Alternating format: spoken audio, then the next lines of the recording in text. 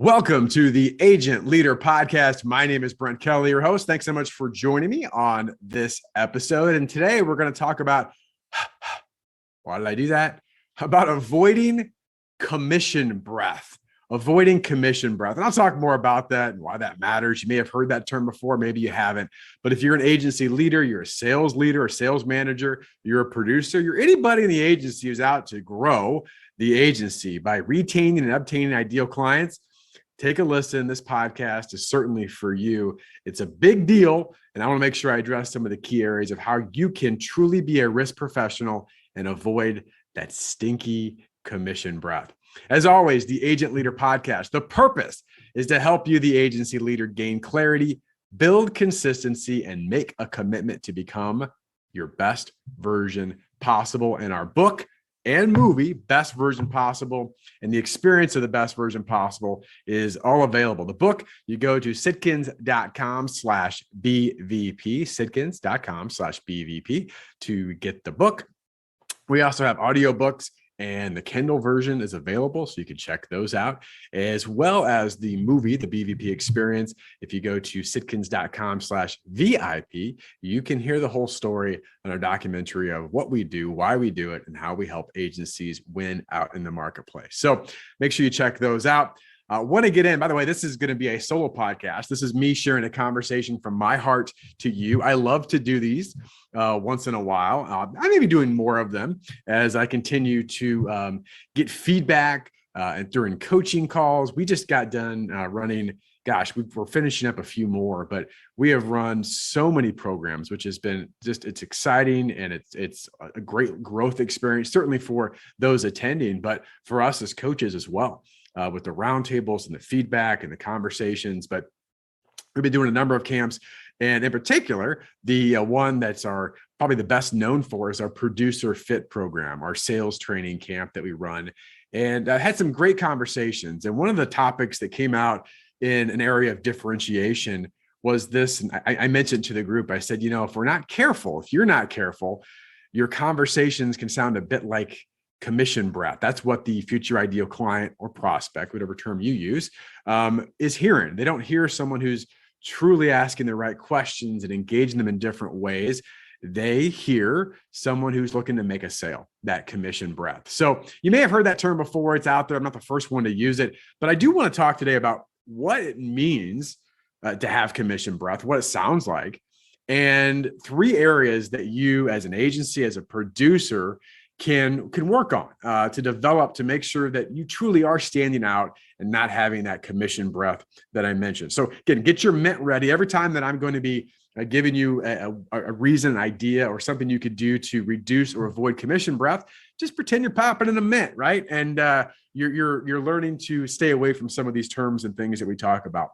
Well, I'm going to start off by a quote that I'm guessing that most of my listeners, maybe you, have heard before from the great Zig Ziglar, right? I mean, Zig Ziglar was like the guy out there years and years ago giving speeches and talks. And he has so many great sayings. And one of his most famous is this, and I'm going to paraphrase a little bit, but he says this: if you help enough people get what they want, you can have anything you want. Right? If you help enough people get what they want, you can have anything that you want. And so this really is the premise of what I'm going to be talking about today, is that, listen, what is our mentality for what we do as professionals, certainly in the sales professional space? And, unfortunately, sales gets a bad rap. And part of it is because people do abuse sales, or do sales, I believe, the wrong way. Sales is simply a transfer of an idea. Right? It's transferring an idea. Now, that idea could come through a product or service, but it's a transfer of an idea to somebody else.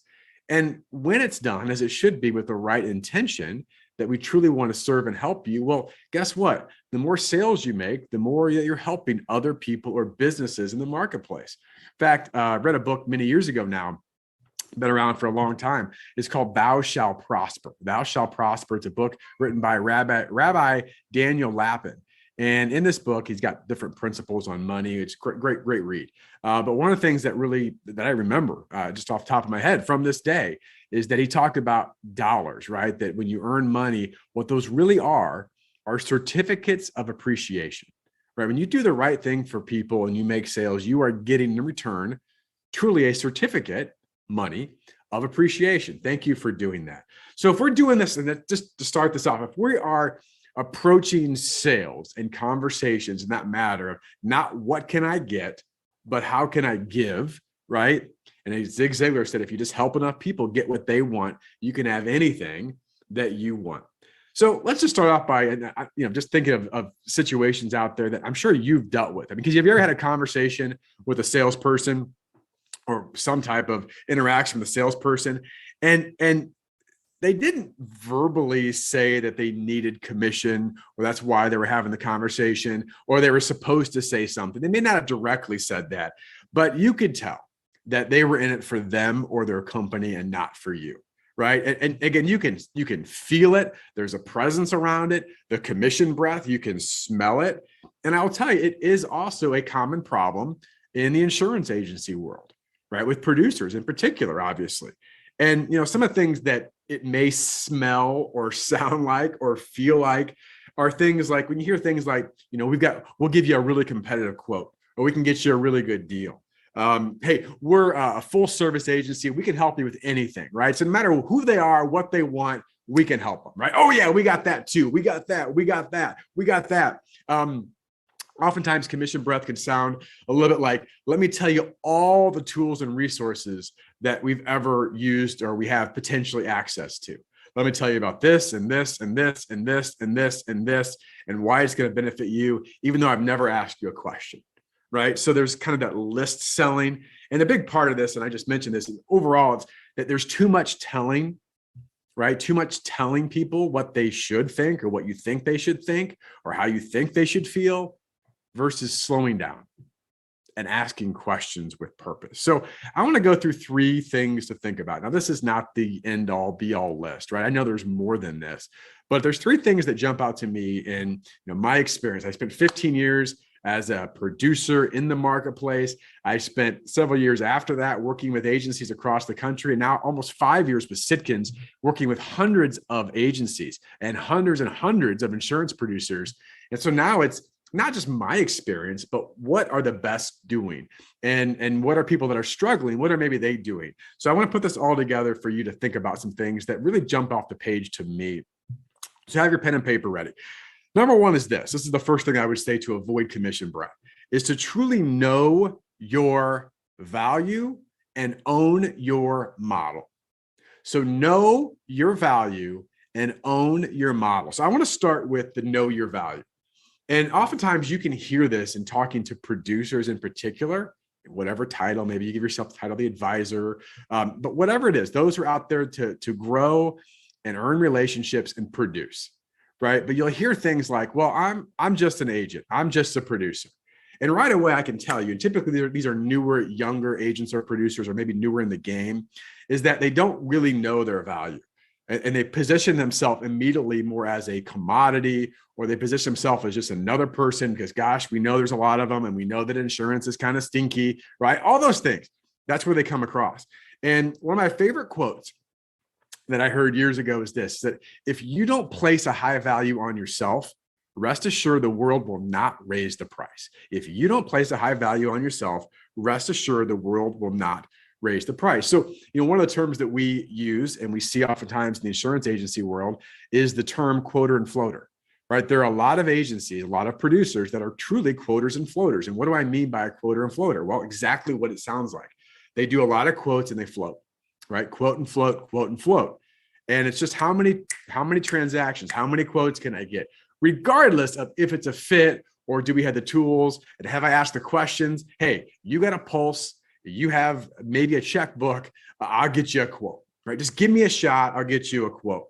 And so the question is, are you a quoter and floater, or do you truly see yourself as a risk advisor that develops deep relationships?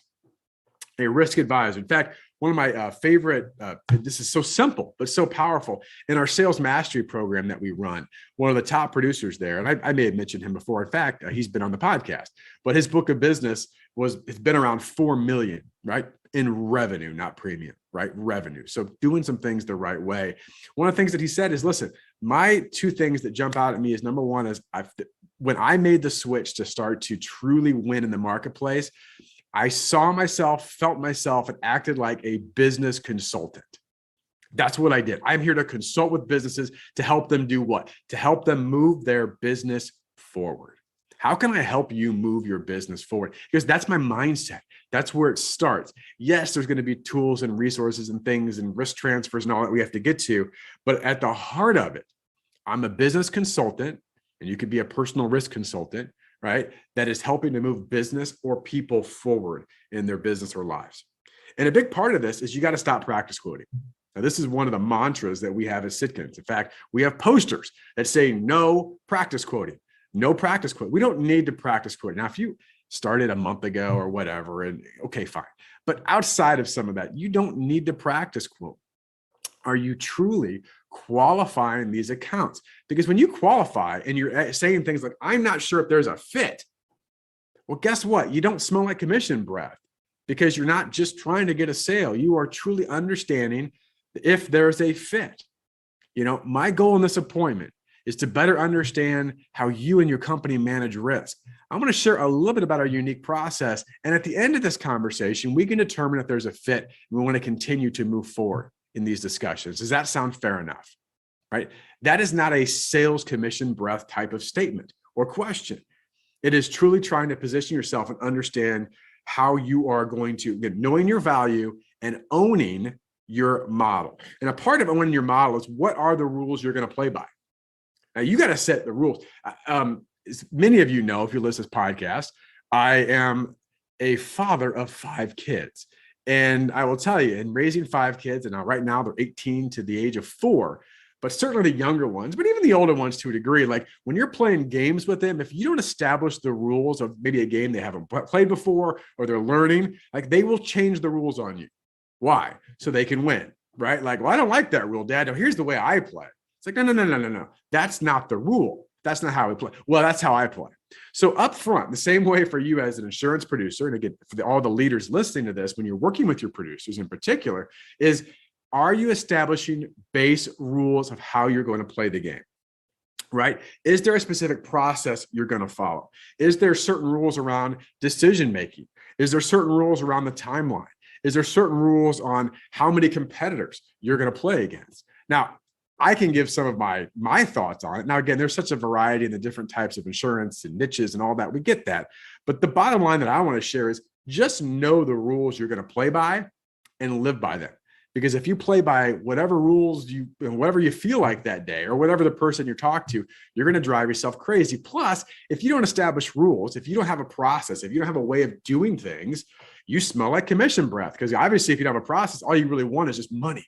Right? You just want to get me a quote again, as I said earlier. So number one, the first thing on there, again, to recap, know your value and own your model, right? What does that look like to you? But believe in what you do, stand for something, right? That's foundational.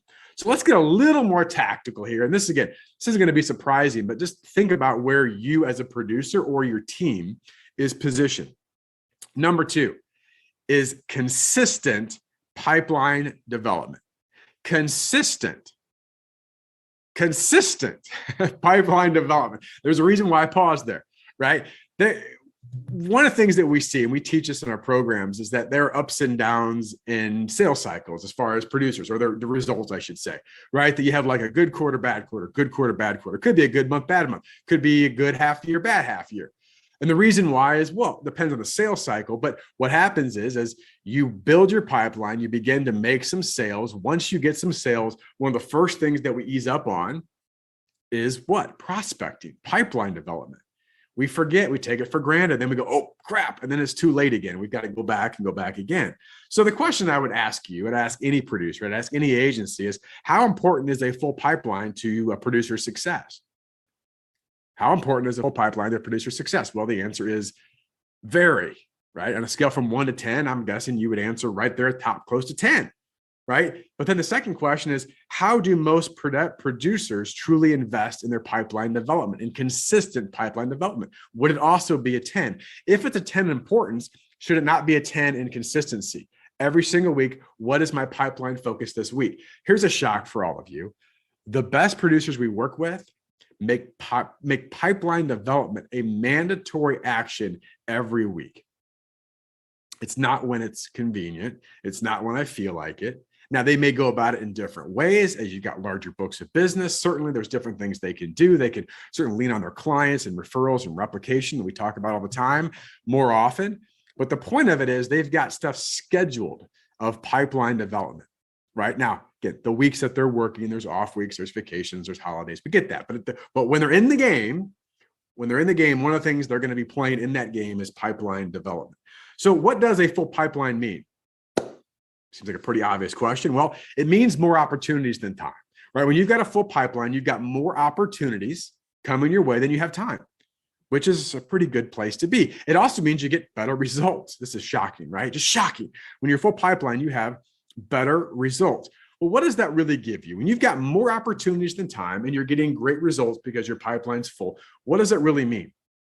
It really means that you can do some of the things more confidently that I talked about in the first one, which is to know your value and own your model. You can say no more often with more conviction and more clarity, right? You can be choosier.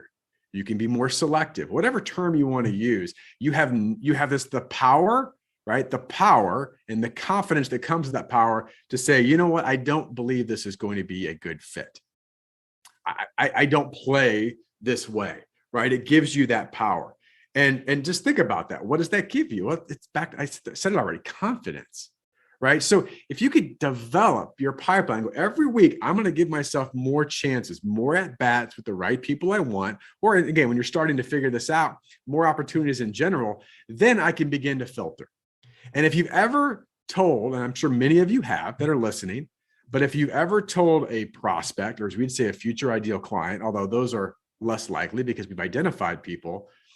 But if you're talking to a prospect or future ideal client, and all of a sudden you realize the way they want to play the game or the way they think about things or how their decision-making is going to be, or it's just a risk that quite frankly is not a good risk, right, for you and the agency, right? The ability to say, listen, I appreciate this conversation. I don't think you're going to qualify for our program, or you don't qualify for a program, or I don't believe this is going to be a fit. Whatever term you use, there is substantial power. In fact, what typically happens, we ask producers, and maybe this happened to you, if you do qualify or dequalify a prospect and they don't fit, what typically happens is, well, wait a second. You mean you're not going to give me a quote? You're not going to work with me? No, it's not a good fit. It's not a good use of your time. We're very selective who we work with. We want to make sure we value your time and our agency's time and resources, right? So consistent pipeline activity, again, based around future ideal clients. And number 3, the last one I want to share with you on this solo podcast, and I've talked about this and with my guests in many of our shows, it's about relentless preparation and practice, right? If you want to avoid commission breath, right, sounding like every other salesperson or insurance producer, well, be relentlessly prepared. Right? Do your homework, do your work ahead of time. So often producers, they truly do. They come in and they wing it. I'm going to have a meeting with this person. I'm going to have a conversation here. And they, outside of maybe grabbing a piece of paper or a couple little, 2 minutes of looking through something, they don't do the prep work. They don't practice. And as we say at Sitkins all the time, your preparation and practice is your ultimate competitive advantage. Of all the advantages you have, this is your ultimate, to be truly prepared and practice. And by the way, what's one of the top things to prep and practice on? Asking great questions. Asking great questions. In fact, maybe this should be number 3. Relentless prep and practice on what? Questions. Questions open new files, right? We talk about the fact that it gets people to think different. Questions show that you care. I care enough to ask these questions. Questions show that you're prepared, at least the good questions. That you've done your homework, that you understand them at a deeper level, their business. You're committed to getting to know them better, right? And even the word that I used last time, preparation and practice for you as an individual breeds confidence. There's a theme here, right? Hopefully you're seeing that. When you know your value and you own your model, you get confidence, right? When you have developed your pipeline, it gives you confidence. When you're prepared and practice, gives you confidence. See, one of the things that I believe in is there's a lot of tactics and things around sales and conversations. But I think sometimes we forget the human nature, what's really going on in people's hearts and minds. It's a big part that I love to talk about in performance, right? It's about performance. It's about the result. It's not, well, here's this tool thing to do. Those are fine. But why do some people do it and some people not? Why do some people succeed and some people not? And there's a variety of reasons there, but so much of this comes back to confidence. And when you prepare and you practice, it breeds confidence. And when you have confidence and you do your prep, it avoids that commission breath. This person, this individual, this agency truly cares and wants to better understand me and my needs, not just make a sale, right? In fact, one of the things that we love to work with producers on and agencies on is if you ask enough and you prepare enough, and we walk people through some roadmaps on this, but if you ask enough people the right questions, right? Risk-based questions. And I'll talk about some of these, give you a few examples, and then I'll wrap this up. But when you ask enough of the right type of questions, what'll happen is the future ideal client will design their insurance or risk management program. They will design the program that they buy from you. Now, listen to my words again. If you ask enough, you're prepared and you've got a roadmap and you're rehearsing this, you ask enough of the right risk-based questions, the future ideal client will design their insurance program or risk management program that they will buy from you, right? So part of this is the preparation. Are we truly taking the underwriter's view? Right? What is the underwriter's view? Well, we have to go, if we are going to go to market, we've got to make sure that we go through the underwriter. What is the underwriter's view? What are the questions they would be asking up front? What are they thinking? What do they want? What do they not want? And by the way, it's a great approach to take to your future ideal clients and say, listen, one of the things that we are very focused on is that we represent you to the marketplace, not the other way around. We represent you to the marketplace, and here's how we do it. And this is why I need to ask you some of these questions. Right. And again, you can have your own approach to that. I'm just going through some ideas on this, but you want to make sure that you understand and know their business as much as you know your own business. Now think about that. People care that they expect you to know insurance, right? Anybody can take an insurance license and pass it and sell insurance. I hate to say it. Maybe not everybody, but let's face it. In most states, they're not overly complicated. Right? But when you really understand the needs, the wants, the desires, the concerns, the profits, the clients, the employees of someone else's business or livelihood, well, that's when you avoid commission breath, and that's when you get success.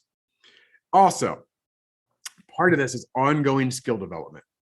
I shouldn't be amazed, and I'm very passionate if you can't tell, that it's just amazing to me that the skill of communication, I mentioned questions, is so vital for insurance producers, insurance agencies' success. And the analogy is it's no different than, if you're a professional in basketball, you probably work on dribbling the ball and passing the ball and shooting the ball and some of the basic fundamentals on defense, right? Although you're going to advance, the basics must be there, right? You can't do certain crazy spin moves in basketball if you can't dribble it. And I'm amazed that insurance producers try to move their way up the food chain, so to speak, right? Work on larger accounts, better accounts, as they should, but they don't develop and fine-tune the skills of communication, the basic but must skills of communication.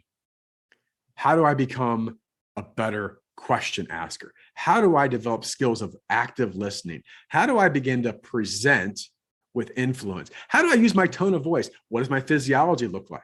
Right? Those are basic fundamentals of skill development. And just think about this with most producers. If I said, listen, share with me your 30-second commercial, or if I ask you what you do or what it's all about, what would you tell me? And many of them would struggle, right? When you go into your first appointment, how do you set that up? What does it look like from the beginning? Well, I look at their stuff and then we copy it and then we go back and we get quotes and then we pray that we do a good job. All right, listen, to avoid commission breath, you have to be relentlessly prepared. So you want to avoid commission breath? I just gave you 3 things to consider. And by the way, those are simple, but they're not necessarily easy, right? They take some work. So again, as a recap, you want to avoid the stinky commission breath. You want to stand out. You want to become the point of comparison in your marketplace. Well, first of all, know your value.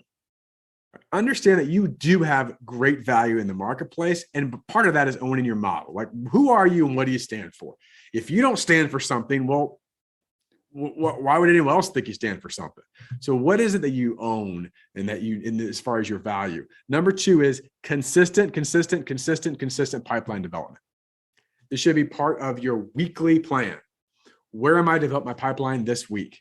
So I'm not playing catch up. And when you get that, guess what? You have the power of no. You have the power of confidence around that no. And number three is relentlessly prepare, right? What does that mean for you? How can you begin to, and when I say relentless, start where you're at, but move up. How can I prepare better this week? What am I not preparing for? How do I prepare at a higher level? What skills do I need to develop? You do these things, you're going to reduce, if not avoid, commission breath, and you're going to truly stand out in the marketplace and be positioned as an indispensable risk partner, which is a pretty darn cool place to be. So with that, hey, thank you for being a listener. Got some exciting things upcoming on the podcast. I'll share more about that in the near future, but appreciate that. If this podcast or this one today or any of the ones that we do on the Agent Leader podcast add a value to you or your agency, please subscribe. Also, we love a rating. We're trying to grow this podcast consistently as we move forward. And also, if you want to take a look at our book and learn more about us at Sitkins, go visit our website. A lot of information and resources there. Go to sitkins.com. We want to help you and your agency become its best version possible. With that, I wish you all the best in your success. Thanks for listening.